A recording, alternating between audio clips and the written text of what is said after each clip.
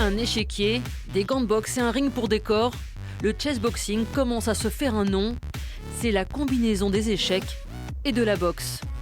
À l'origine de cette drôle de discipline, une bande dessinée sortie en 1992, Froid Équateur, d'Enki Bilal.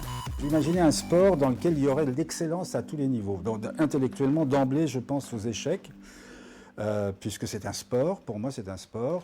Et puis, très vite, les choses s'enchaînent. Le contraire, finalement, peut-être de la concentration absolue et parfaite du mental. Je pense à la boxe comme une espèce de violence, force et en même temps d'élégance. Et puis voilà, le truc était né. Le chessboxing revendique près de 5000 adeptes dans le monde. En France, ils sont 200 licenciés. À Dieppe, la pratique commence tout juste.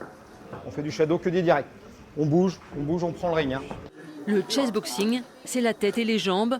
Et pour passer de l'un à l'autre, il faut travailler le cardio. Là, c'est de faire travailler en même temps la lucidité.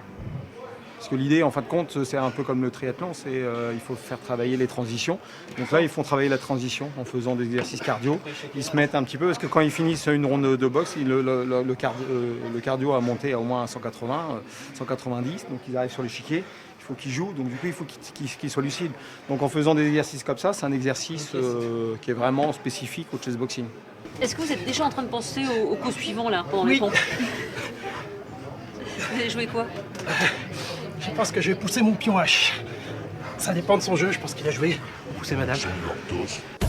Un match se déroule en 11 rounds maximum, échecs et boxe en alternance, avec des parties d'échecs en format blitz, c'est-à-dire avec un temps limité pour chaque joueur. Certains sont plutôt Mike Tyson que Garry Kasparov et inversement. Alors selon son point fort, on n'adoptera pas la même stratégie.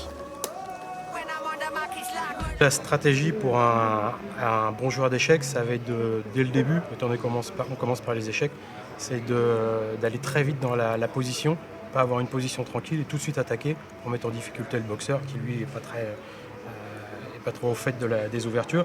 Et là, si on peut éviter d'aller sur le ring, c'est parfait.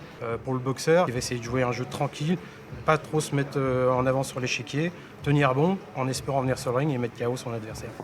Le chessboxing casse les clichés, du frêle intellectuel face au bourrin qui ne sait que cogner. Il se trouve que les deux disciplines ont des similitudes.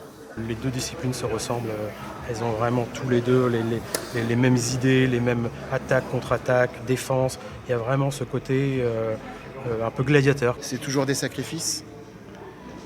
Aux échecs, c'est très fréquent de faire des sacrifices pour obtenir un gain plus tard. Et à la boxe, c'est un peu pareil. Des fois, on accepte de prendre des coups pour pouvoir en redonner.